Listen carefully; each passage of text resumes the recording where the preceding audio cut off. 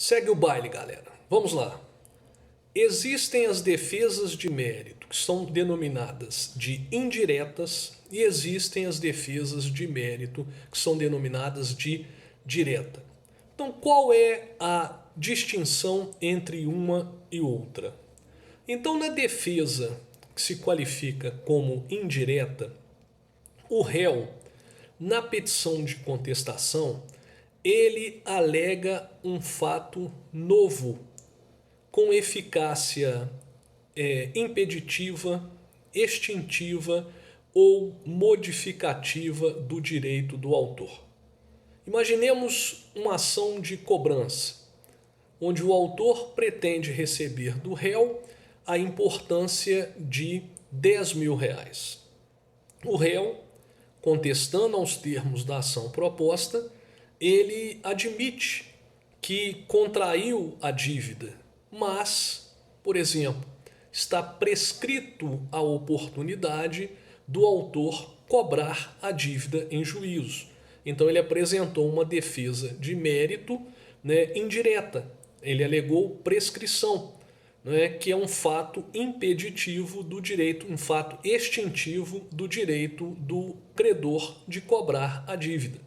Existem vários exemplos que eu posso dar de defesas de mérito indireto. Por exemplo, a incapacidade mental do vendedor numa ação em que se discute a anulação do contrato de compra e venda, numa ação de anulação de um contrato, numa ação que se exige o cumprimento de um contrato de compra e venda, a alegação de incapacidade do vendedor à época da celebração do contrato. É uma defesa de mérito indireta. O réu, nesse caso, estaria alegando um fato impeditivo do direito do autor. Como exemplo de fatos extintivos, nós poderíamos colocar para os senhores a prescrição, a decadência. Não se esqueçam, prescrição e decadência envolvem análise de mérito. São defesas de mérito, reconhecidas em petições de contestação muitas vezes como prejudiciais de mérito. Não confundam com preliminares de contestação. Preliminares de contestação são defesas de ordem processual, são aquelas previstas no 337. Muitas vezes os advogados costumam colocar a prescrição e a decadência como prejudiciais de mérito. No exemplo que eu estarei enviando para os senhores, inclusive eu procedo dessa forma. Pagamento, perdão, são alguns exemplos de defesas de mérito indireta, onde o réu alega um fato extintivo do direito do autor.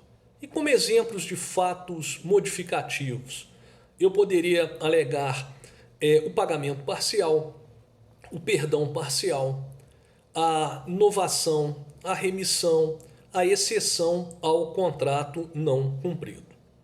E nós temos as defesas que se qualificam como defesas de mérito direta. Então, o que caracteriza uma defesa de mérito direta? Uma defesa de mérito direta caracteriza-se por uma narrativa fática oposta àquela que foi apresentada pelo autor na petição inicial. Então, pela narração de simples fatos tendentes a demonstrar que aqueles fatos que foram alegados pelo autor na petição inicial, ou não aconteceram, ou aconteceram de um modo diverso.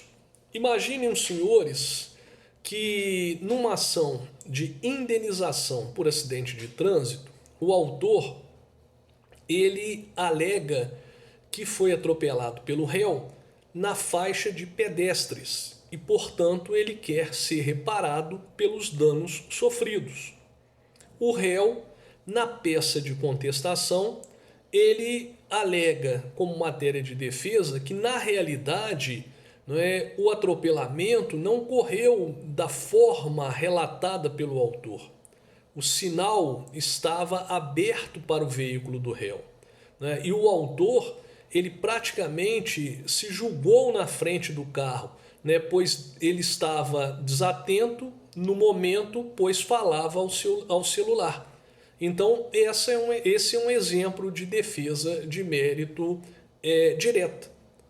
E feitas as defesas de mérito, apresentadas as defesas de mérito, sejam elas indiretas ou diretas, então é chegado o momento de encerrar a peça de contestação.